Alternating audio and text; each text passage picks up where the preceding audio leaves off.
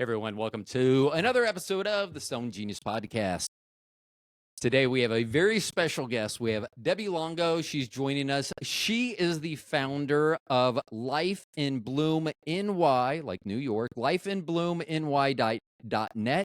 She is an executive behavior coach, and we're going to find out more about that. Welcome to the podcast. Debbie, how are you today? Thank you very much for having me. I appreciate it, and I'm very good. Well, I'm gonna stop right here because I said Life in Bloom NY, like New York. But but is that a New York accent that I'm hearing too? Long Island. Long Island, I love it. Let's hear a little bit more about you, Debbie. Can you explain? Introduced you as an executive behavioral coach. Can you tell us a little bit about that and maybe some other things that you might do? Yeah. Well, Life in Bloom and Why started off my company as a life coach company. I've been in this business for 25 years approximately. And the NY is for New York, but I don't live in New York anymore. That was the reason why it's called that. So a brief um introduction or explanation would be I do all types of coaching. And after COVID, there was a lot of issues with companies going bankrupt, going out of business. And I knew that when I saw that, I knew that I could do something to help these companies because the way I teach it is it doesn't matter what goes on in life, in my surroundings, in my environment. Outside forces don't have anything to do with me and succeeding in business, succeeding in my life, being successful. And when I can do that, then whatever can happen, it doesn't matter. And I don't want to point to something happened to me. There was COVID, different things like this. And I don't want to say that that is the reason why my business failed and why I went out of business. So, as an executive behavior coach, what do you think is the most difficult thing to maybe modify as an example? And I've used this on this podcast before. When I was a trainer with Sprint, I did new hire training. During the first 2 weeks, they would go through all sorts of stuff. And so the first week, we would get people that say, they'd raise their hand. I'd call them, I don't understand this shit. And I'd be like, what stuff don't you understand? I wouldn't reference that they said the word shit. I didn't call them out. I didn't say, I go, what stuff, although I did stress that word, what stuff, pause, dramatic pause, what stuff don't you understand? By the end of the first week, those people were self-correcting. They were saying, I don't understand this shit. I mean, this stuff.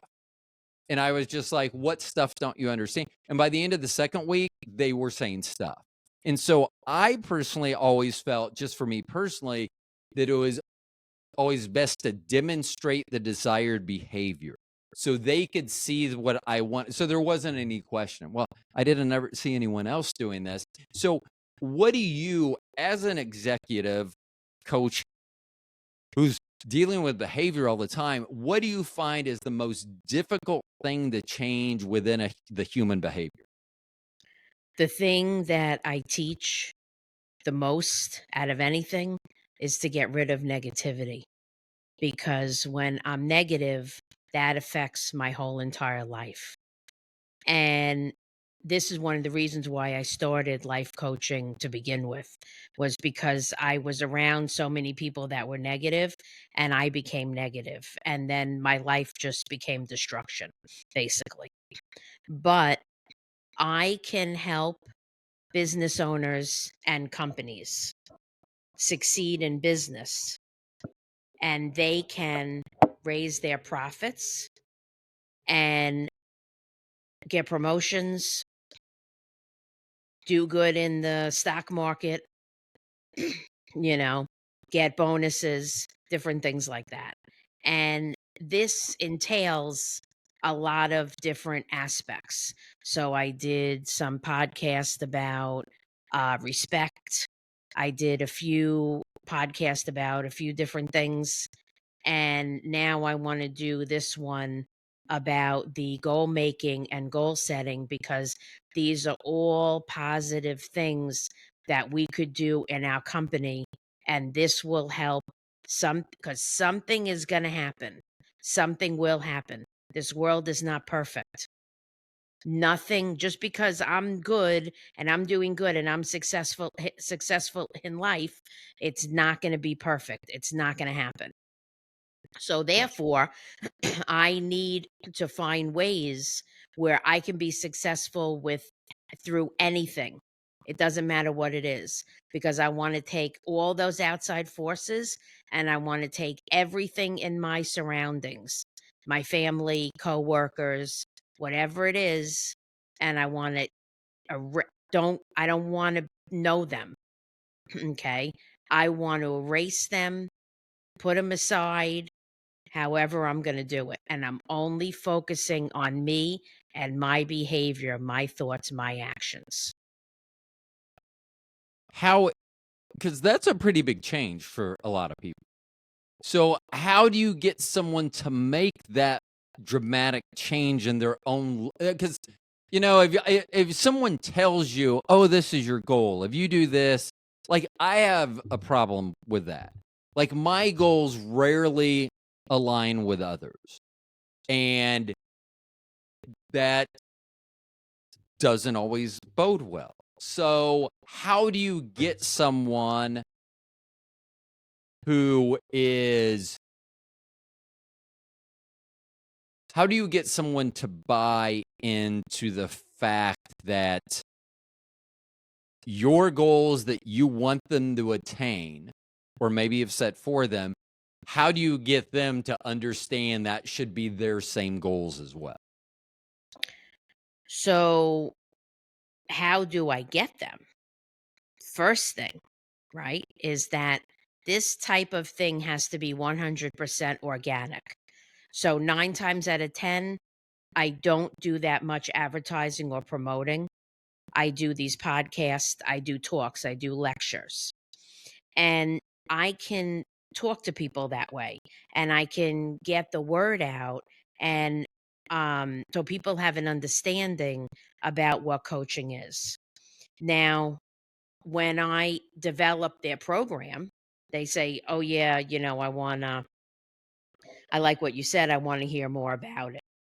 Now I'm going to develop a whole program for them, and it's going to be outlined. Everything is going to be in great detail. Okay. I don't charge for any of this. Now, when they say, okay, if they say, right, okay, I want to do this, then I say, let's take the first step. You have the outline. Now let's take the first step. So this is like baby steps. Okay. So what's happening is they're basically going to erase everything, clear their minds, and they're going to listen to what I'm saying and hopefully take action, okay, on the things that I'm doing. And then going all the way down their mind, and then they're building it up again. So they're getting rid of the negativity by completely erasing it. And now when they go up, it's going to be gradual levels, gradual steps of becoming positive. So it's extremely slow process. Now, it could be that somebody doesn't really need that. Maybe they're, just negative in some areas. Most of When the time, that's not the case. when you had mentioned earlier about goal setting and goal making in corporations, is that more difficult? Because I believe that you work with companies of all sizes. So, how does the mom and pop, less than 10 people in their shoe store, how is making goals and setting goals different at a company that size or one of a much more substantive size? The only difference is the amount. Let's just use money as an example. If they want to increase their sales by 50% next year, then they would make all different types of goals for their employees and their managers to increase that amount of money. So the only difference between the small company and the big company would be the amount of money that they want to increase. Because with a big company, it could be like $3 million. And with a small company, it could be 1 million. So that's a big difference. But the pattern, the way that we do it is going to be probably exactly the same for the most part. Well, I was just wondering whether there's a more difficult getting to buy in, or are you just saying, hey, executives, I'm teaching you or your team, whoever's part of that team, I'm teaching you all and you all disseminate it. So whether you're teaching an ownership group that has a company size of 7, but it's still one or two, an owner or two partners, you could have two partners in a large company as well. So is it more difficult to get buy-in, or is the level that you're working with, these are one of the compound questions I warned you about. Is it more difficult to get the buy-in of the people because of the size of their company? Not really. It isn't. Okay. Because no, because it depends on whether they want to make the goals, succeed, and how they're going to do that and how they motivate their employees. And that's really the bottom line, because I want to focus on how are we doing this? What is going on in everybody's mind when we are communicating to them what these goals are and how exactly we're going to achieve it? And this is going to be an exact step by step thing. This is not a thing that's, estimated. How long does it take generally to implement a plan like this to help turn a culture turnaround? Because I know how hard it can be to have negativity within the workplace around you. But I also know that it's much easier getting rid of, or it's much more difficult getting rid of someone now than it was when I started working in the early 80s. You know, I I heard some weird stuff and like would never fly. I mean, a company would hopefully not say some of those things now, but I'm just wondering, is it more difficult to get rid of that negativity now that once it's already, I've always been the type of person that thinks every bad decision a company makes goes back to hiring.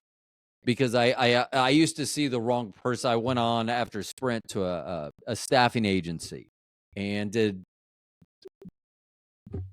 nearly 2,000 interviews, and I found that if you hired the right person, then that made such a difference, because it was really hard to get someone to buy in that just was there for a paycheck, you know. So how do you get someone that is there for a paycheck? How would you address that? Or if someone came to you and go, I have someone, how do I address this to them? The hiring process is very, very important. But remember, outside forces don't matter. So it doesn't matter who it is, what's going on, what's the situation. If I am a boss or I'm an executive, I want to be able to know 100% exactly what to do and what to say in every situation. The hiring process is a lot different now because why? Because everybody's focusing on everybody else. And now there's lawsuits, discrimination, all different types of lawsuits.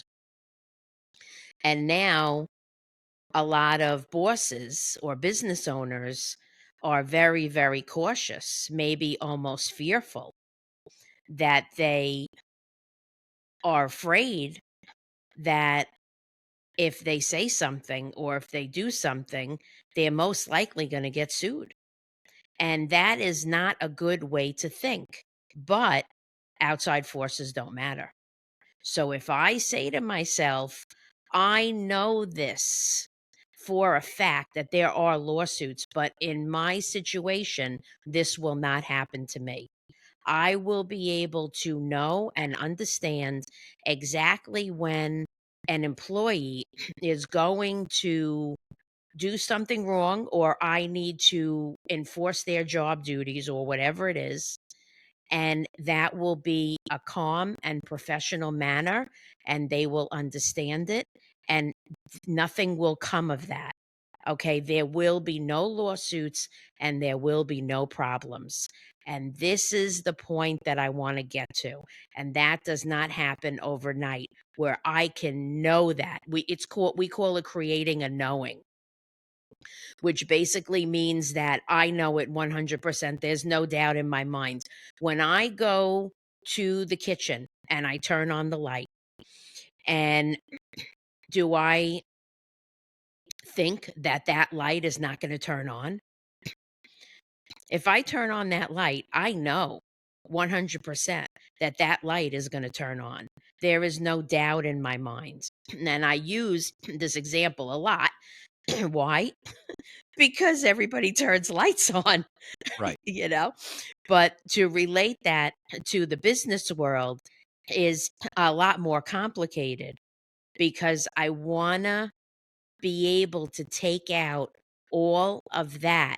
That is going to be all that negativity, outside force, all these different things. That is going to be the death of me and my company. And that's just a matter of time. But it's up to me to change my thinking and my behavior. Only me as a boss, as an executive, whatever.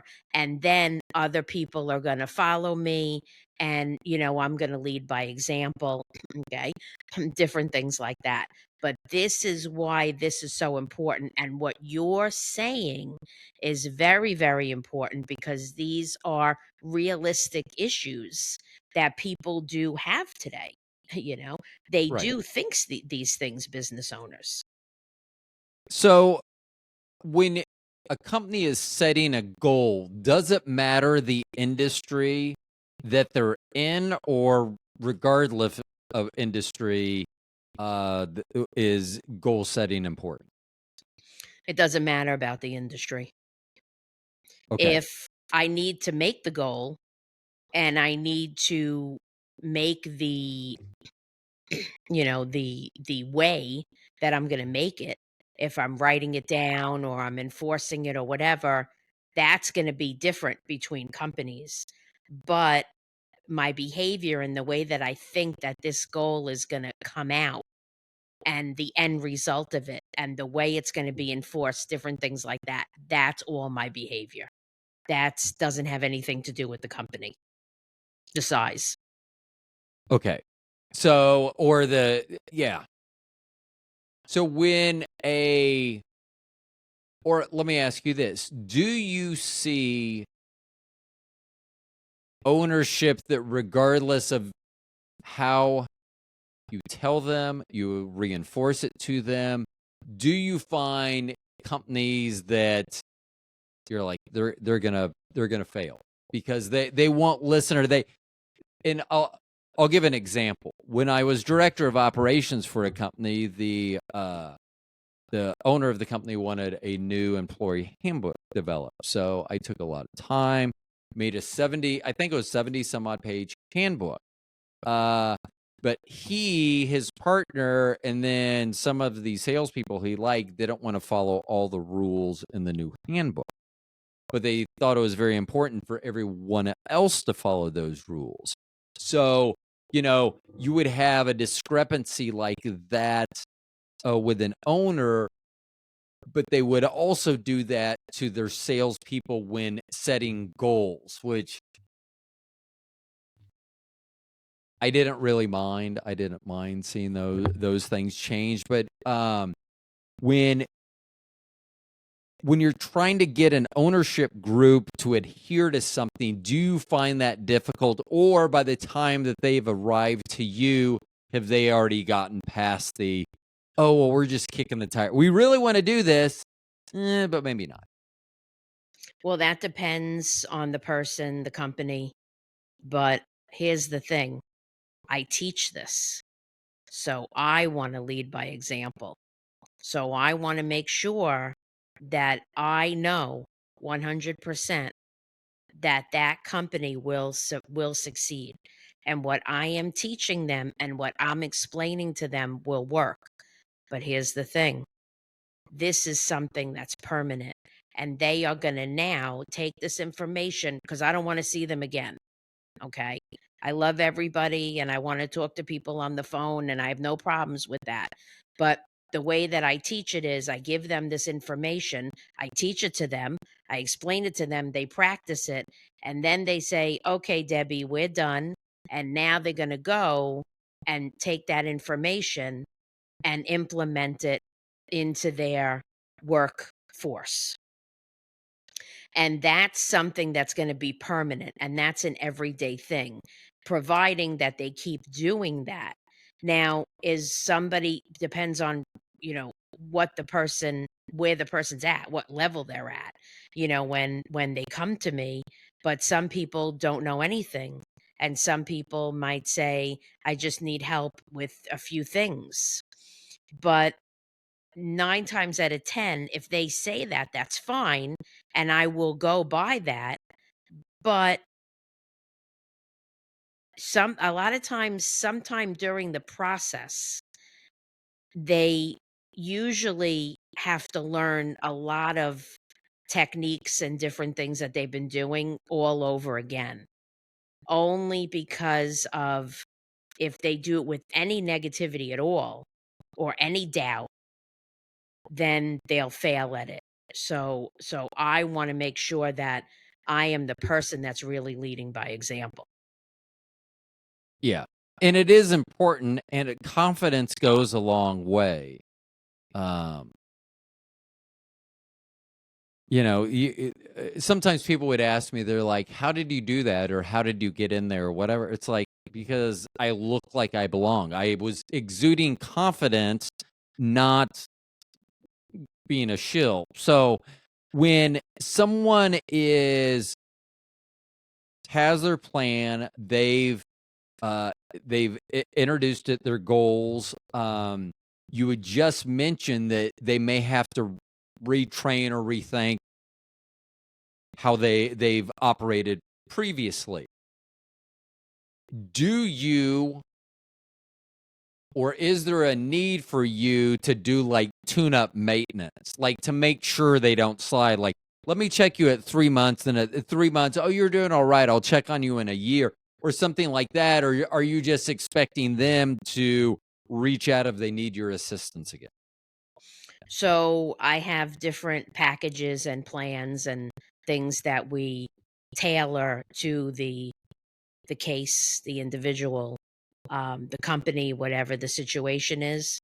And if they want to come back to me in 3 months, now that would probably be something that I would recommend or not at the end of their training. If make we'll make it like a mutual agreement. I would say, "Maybe this might be a good idea. What do you think?" And then they would say yay or nay, right? And then we could come back in 3 months. We could if we could try some things, if you're not sure about, you mentioned to me that you might not be too sure about this, and this, but if we could try some of these things and you could maybe try them on your own to implement them with your employees, and then you could talk to me maybe in a month or two, and then we'll revisit these situations, these issues that you're having. And then if they are not working at that time, then, we could maybe do some more work. But that's got to be a mutual agreement. And that really depends on the situation because I want to tailor it exactly to that um, company to that business owner. There are no two clients that are exactly the same. It's like a fingerprint. So every time I do this, I start from zero and I'm creating something. It's like creating a business. Every time you get a new client, you're creating a completely different business. That's exactly what it is. So, how much knowledge do you need to know of the customer's field to fill that? Because if it's almost like creating a new business, then you're going to have to be adept at how their workflow may go, or at whatever they're into and whatever you're addressing. How do you address that? So we have a conversation, and then I give them a survey to fill out, and I give them some questions. And then I might give them another set of questions that are more detailed. And I need to have enough information in order for me to make this plan because I don't charge them. The consultations, and I could do like a workshop and, a lecture, and I don't charge for these things. So from that time, and then I make the plan and then I give it to them, that's all free. Okay. And so I need to know how much detail, I need to have a lot of detail in order for me to make this plan so they're really going to understand it because they have to want to do it. This has to be something that they are going to 100% say, I really like this. This is a great idea. If they're not sure, then it's not going to work. Is there a field or maybe even a business section like sales or production or accounting? Is there something that you've either worked with, whether purposely or unpurposely? Is there like a group that you find, or maybe even find yourself most comfortable with? Have you ever? Are you? Do you see yourself kind of doing the same types of groups, or it could even be referrals, so they may be in the same industry? What do you see on that front? Well, it's interesting that you asked that question because believe it or not, people that are spiritual, like chiropractors, doctors, nurses, healthcare workers, they understand about behavior. They understand about living on a different level than a business owner that's only going to care about making money, about themselves, and not take into consideration anything that their employees are doing, whether their employees are happy or satisfied or the way they're treating their employees. So, those people, the healthcare people, are easier to work with. But that's not saying that anybody else is not easy to work with. I'm just saying this just from my own Your experience. personal experience. So, do you prefer, like, or is there an industry like, oh, I'd really like to help that industry sometime? Or is there a preferred industry you have right now? Or is it those healthcare? Because just because they may be the easiest may not mean that they're the most. I mean, sometimes it's the most difficult customers that you're like, oh, I'm glad we finally completed a deal. I don't ever want to do that again, but you kind of get some sort of reward or something out of it, I guess. If somebody has prior experience, let's say they went to school for psychology or something, I don't teach it on a psychology level, but if they have different types of experience with the mind, then they're going to be more teachable 9 times out of 10. But personally, I like a challenge. Yeah. So, you know, if somebody is really doesn't really want it and is really trying and they're constantly banging their head against the wall, then that's fine with me. But I can't say that there is one industry that's better than the other or one, that I like to work with than the other.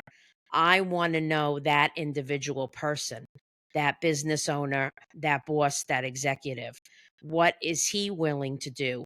What lengths is he willing to go to change his behavior, help his employees, maybe change the employees' behavior.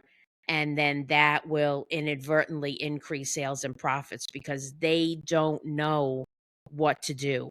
They don't know that there's a problem. They don't know, even if they know there's a problem, they might know, but they don't know how to fix it.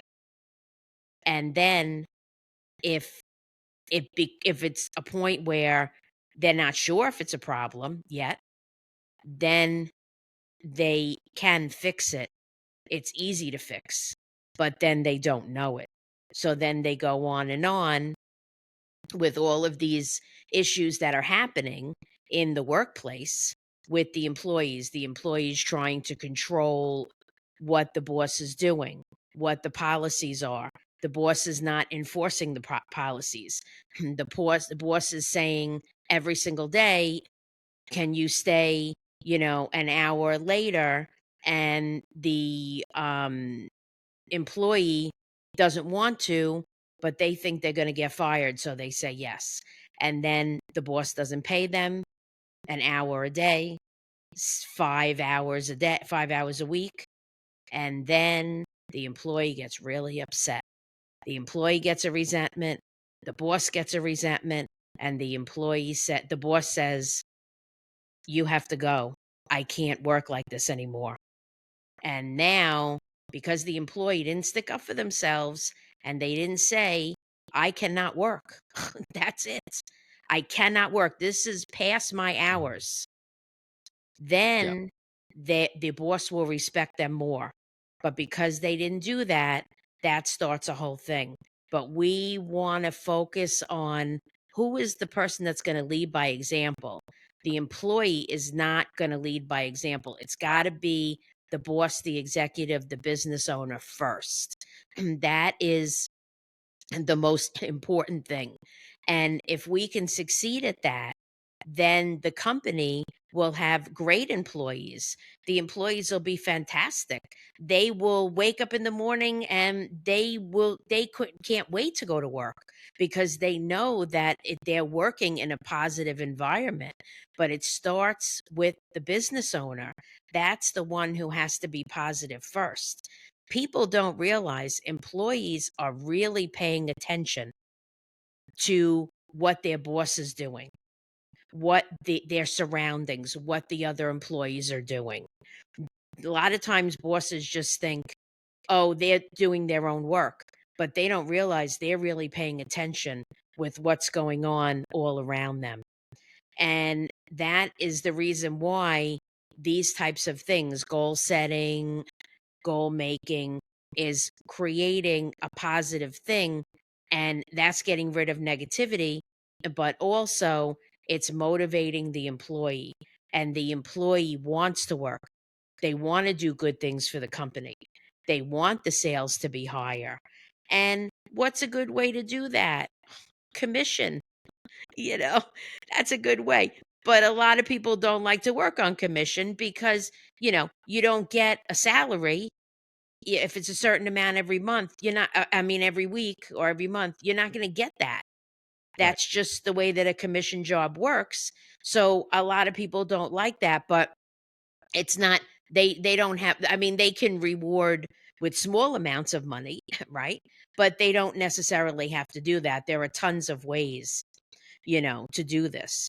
But we want to make sure that the business owner is motivated enough in order to teach his employees and his whole entire staff, even his peers, maybe his board members, a positive way of thinking and a positive way of running the company. And if I can succeed at that, that's one more business owner that's not going to fail. And then they're not going to care about the outside forces. Yeah. And, the thing that I don't like about commission sales jobs is that often whoever's in charge doesn't actually know what motivates their employees. And because of that, they're shooting themselves in the foot. I remember at the last commission job I had, so I was different than other people. Most people would be, if they sold something, they would be like if they made, I don't know, $60 on something. I don't know. And I used to be a Nikon rep. So say someone else sold something and they made $60 on it. That'd be like, oh, that was like working 2 extra hours. And in my head, I'm like, that means I can leave 2 hours early. Because to me, it was always about, I had a number set. And when I hit that number, but the thing was, my goals, because I would get pushback. And this is where me and ownership don't always see eye to eye. Where the pushback would be, they would say, I would always tell them, give me a number. If you give me a number that I can leave at noon every day, give me that number and let's just see how often I hit it. And if I hit it a great deal of times, then they would be upset thinking that number was too low, the number that they gave me. So I always had trouble with goal setting and goal expectations because often I'm going to blame ownership here. They were not doing a good job of selling to me, getting me to do the buy-in. We used to talk about it, heads, hands, and heart, being able to have everything in, your head into it, your heart into it, your hands into it. And, it's very difficult to get someone to do that. So can you explain, when you're talking goal making, are you talking goal achieving? Is there a difference between goal setting and goal making, like making a target and setting a target? So I don't know if those two are different or if you meant making that you meant achieving. Well, the first thing is, you're right when you say that the boss a lot of times doesn't know how to make the goals or how to motivate the employees, because I was in sales for a long time and that was true. And that's why commission jobs are self-motivating, okay? Because if I'm not motivating myself, then I'm not going to make money. But it turns out that you make more money at a regular job than that, right? I mean, than a commission job than a regular job. Well, it So, was funny because they just didn't know the words. Because here's the deal. They wanted me to like work a full day. And let's say I had a goal of $6,500 in a day for a whole day. If they would have come to me and said, when you hit $13,000, you can leave, they would be surprised at how often I was doing that at like noon or 1:00. And so I'm basically doing a half a day. Well, the problem that I would find with ownership, then they would get mad. Even though they would get mad that I was leaving early, not that I was doubling everyone else's goal. Like if everyone else stayed all day and had a $6,500 goal, and if I hit $13,000, I could leave whenever, and they would get mad that I left at noon. Well, make that to everyone then. But a lot of people didn't want to work that hard. But the problem, I always talked about, you don't have to treat everyone equally, but you do need to treat them fairly. Because I remember when 25 years ago, I was a manager at Best Buy, and we had all these young guys that worked for us, and then we had a couple of older gentlemen. And I say older now, but they're probably like what my age is now, like mid-50s. And at night, this is when TVs were still gigantic, huge pieces of furniture, big boxes and stuff. And so the TVs were kept out on the floor, and then you would have to, at the end of the night, if someone bought them, you'd have to use what we'd call the Big Joe, the big lift, to get up and get the TVs and bring them down. So at the end of the night, the young guys would always ask me, they'd be like, why don't you ever make Ned do the TVs? And I'm like, I am fine with that, but we will be here till 10:30. And they're like, oh, okay. They didn't want to be here until I said that. They thought the difference was that I didn't treat them equally. Why are we always having to take down the heavy stuff and he gets to clean and do the light work? Well, that wasn't the difference. The difference was, do you want to leave at 9:30 or do you want to leave at 10:30 when Ned's done? Actually, I think his name was Jed, now that I think about it. Sorry, Jed. So anyway, that was one of the things that I always, let's treat everyone fairly, but we don't need to necessarily do them equally. How often, when you have created a plan, someone's come to you and they're like, oh, let's do this. And then you come up with a plan and they're like, oh, I'm not so sure about this. Do you get pushback or do they ever want to like temper it down a little, like dip their toe into the pool, so to say? Well, let's answer the question about the difference between goal making and goal setting That was a very long time quickly. ago. Good I know, memory. very quickly. I want to know how to make the goal specifically. Is it a daily goal? Is it a weekly goal? I have a certain amount of money that I need increased in sales, and I need to know how I am going to make these goals to reach this one, the end goal, right? Is whatever amount is the increase in sales. I'm just using that as an example. Okay. The goals making is just that.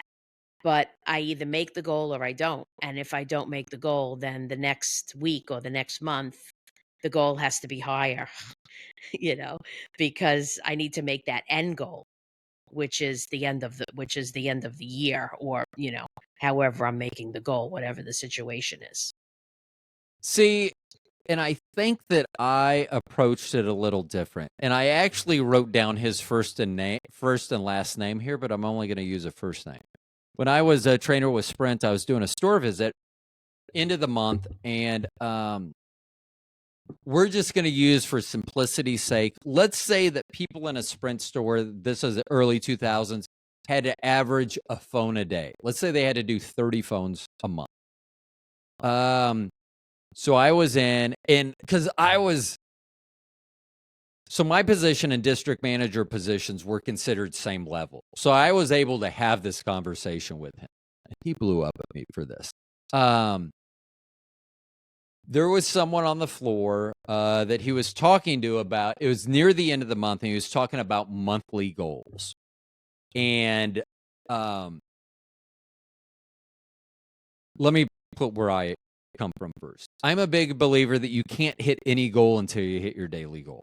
Doesn't matter. I don't give, and that's what leads into this. It doesn't matter. I will never say your goal today is your daily goal. I don't give a shit. Your goal is your daily goal. So what Jeff did was he told this person, he goes, oh, I see you've only sold like 5 phones this month. And it's like the 28th of the month. He's like, man, you're going to have to sell 25 phones over the next 2 days. And he was not kidding. And saying it in a way that, if you want to talk about negativity, if you want to see someone hit with a negativity stick, going in, because now, and I actually said something to the employee before I said something to Jeff, because I said, no, I go, your goal is whatever your goal is. How many are you supposed to have today? And they're like, 1. I go, get 1. And they're like, okay. And I go, and if you get 2, good job. I mean, you can't get to 25 before you get to 23 or 21 or 2 or 1. And that's how I always saw it, that sometimes managers got so focused on that goal that they would, I mean, literally, if like, I'm sure security cameras were still a thing back then, but I would have said, if you would have just seen this employee's face going, I'm worried about getting 1 today, the way my month is gone, and now you're literally trying to tell me I need 25. Thanks. I appreciate that. So I guess my question, short question, long, how do you monitor once it's implemented by the company that you're working with, is there any post monitoring that you do yourself? Like you said, I believe earlier, surveys maybe, or things like that. Is there a thing that you do after it's implemented to see if it's actually working, or do you just kind of take the company's word for it that it is working or not working? Well, the goal has to be realistic. So, in the example that you gave, if you are not comfortable, if the employee's not comfortable, they don't think they can make the goal, then that's it. The goal should not Yeah. go any farther than that. Okay. Um, the Well, company is going to go oh, ahead. go ahead, finish. The company is going to tell me everything. I'm going to show and teach them. They're going to say to me, this is working, this is not working. And I'm going to believe whatever the company is saying. Because if they say, let's say, just for example, if they say something is working and they're not, then it's not, then they're going to be the ones that are shooting themselves in the foot, not me. So, but I want to always make sure. So I ask probing questions, and sometimes I repeat the questions. One day I'll say a question, and then 2 days later I'll say the same question. Or maybe I'll say it in different ways. And that will get the person to think, the client. And once the client is able to really think things through and really understand things, then I'll be asking less questions, Yeah. because they're now going to be the one that's going to be doing the talking, and now they're going to be saying to me, now this is my issue, now I think I know how to solve it, different things like that. Yeah. And that what you like to hear? They're coming to you saying, I can now solve it at this point? Yeah. So that was one of Yeah. the things that I used to do in management is I did not care. And I did not care if you had a question. I wanted you to come with questions because if you don't ask the question, generally going to be done wrong. But there were always three ways I'd answer the question. It would either be, um, man, that is a great suggestion. Go ahead and implement that. Get it started. Or it would be, I really like that. You put a lot of thought into that. Here's why this would work or why it wouldn't work. This is the components that we can pull out of it and work or wouldn't work. Or I would say, hey, I really appreciate you thinking about that, but I think for efficiency wise, I've done this in the past, and this just may work better this way. But I really, and so letting them know that, because it's always about encouraging them and having them critically think to come to me, because that was always the best. I remember once I was a manager with Best Buy back in the 90s, and when I was gone, they had hired someone for one of my departments who looked like he was like, I don't know, 10 years old. I mean, he looked young. And so when I get back, I even remember his name, and I stay in touch with one of these guys. I met Kyle for the first time when we're standing there talking in the audio department. And I asked Kyle, I go, hey, Kyle, how old are you? And you only had to be 16 at the time. I don't know if it's still the case at the time to work at Best Buy. So, I mean, he could have been 16, which is still young, but he looked young. And he said, he goes, I'm going to be 18 next month. And without missing a beat, and this is the guy I stay in touch with, Chris House, he goes, he didn't ask you how old he's going to be, how old you're going to be next month. He asked you how old you are. But it was like, man, he listens to me, because I know that I've said that. And it just was so impressive, because we keep circling back around to demonstrating the desired behavior to elicit, a response from them. And it's really cool when you, as someone who is generally doing the training, seeing someone that's really absorbed that, because once again, we've talked about, they have to buy into whatever you have, whether, like you said, whether it's raising sales 50%, or it's, the industry, the staffing industry that I was in, was a lot of industry work and construction cleanup and disaster cleanup. And so we were always worried about injuries. So, even being able to implement something that you can see a tangible, hey, the number of injuries drop down. I mean, that has to be a big thing. What is on your calendar, Debbie? What is upcoming for you? Do you have a client that you're working with? Are you actually, I'm going to change this question. Are there still techniques that you're coming up with as you implement this? Like you say, like you have a current client, they bring something up and you're like, oh, I've never thought about that before. Not in front of them, of course. And then you kind of have to develop a new plan. So are you developing new plans, or is it an ever building criteria or curriculum, I guess I should use, that you use? Or is it just kind of the same and June will be just like May? So I have we're talking about for each individual client, right? Right. So I have the plan, and then every day, every time I talk to them, most likely the plan is going to change.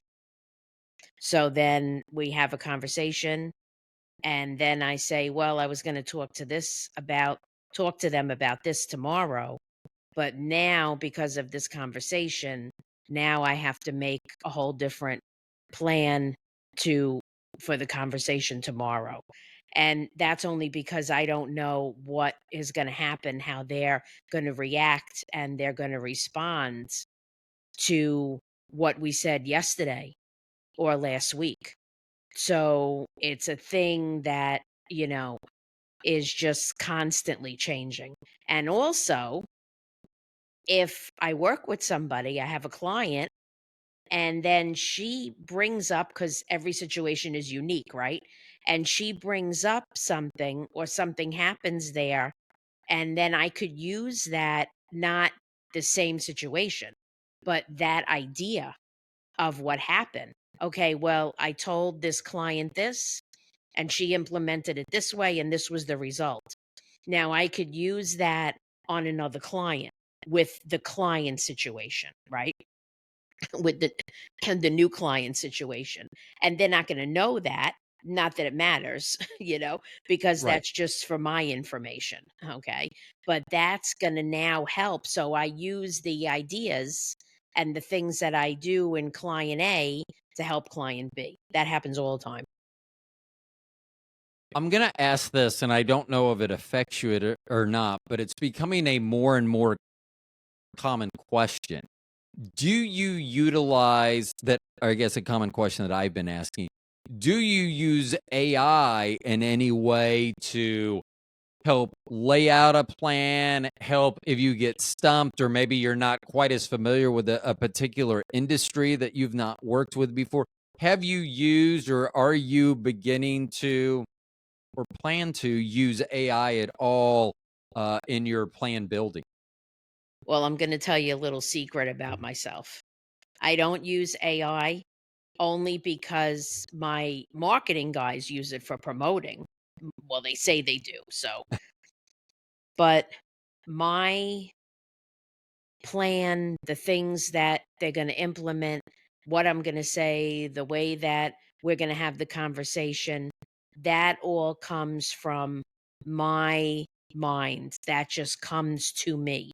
And that is a gift that I have had ever since I was born, basically, was a young child. So I am quiet, and I sit in a quiet place, and I think about what happens, and then I just take a piece of paper. I don't use the computer. I take a piece of paper and I write down everything that comes into my brain, and then it comes right out onto the paper. And then I, put it in like a Word doc, Right. you know. Or Yeah. something, and that could be the conversation, that could be a goal, making goals, or whatever, and that is going to be from pretty much everything that we're going to say. And that is just a gift that I have. That's just a special gift that I've had my whole life. Okay. Okay.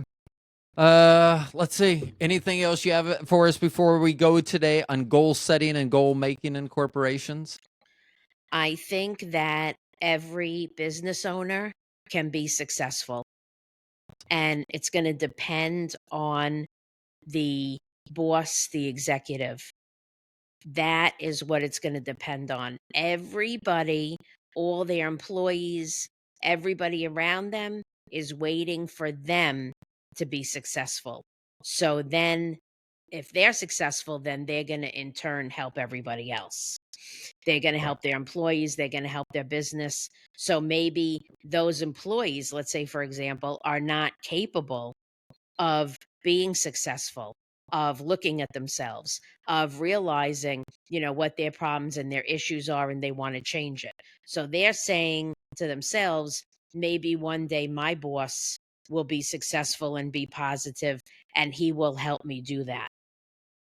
Okay. And then when that happens, if that happens, but if they do something about it, it will 9 times out of 10 happen. Then what's going to happen? They're going to influence the employee, and then the employee might go home, and then they might influence their daughter with the same situation, only with not work, something that the daughter is doing, school, Right. or something like that. But that's really what it starts with. So whoever the person is, here we're talking about the employee, the bosses and, executive coaching and different things. But whoever the client is, whoever the person is, then if they are the ones that want help, then that's the most important thing. And this will 100% increase sales and profits. I can tell you from 25 years experience in this. Okay, this is not a theory. There are statistics to back this up. This is all factual information. Okay, this is not something that was just, somebody woke up yesterday and just dreamed this up. Right. Okay. So that's really what we want to focus on. And I'm doing all these podcasts with all these different topics because I want to explain to people and get the word out so people can even just not necessarily understand, but they're familiar with, that they can change and they can do things differently. And this is what happens if they do. I see. Well, I've had a love-hate relationship with upper management most of my life because I feel like a lot of their decision-making process is suspect.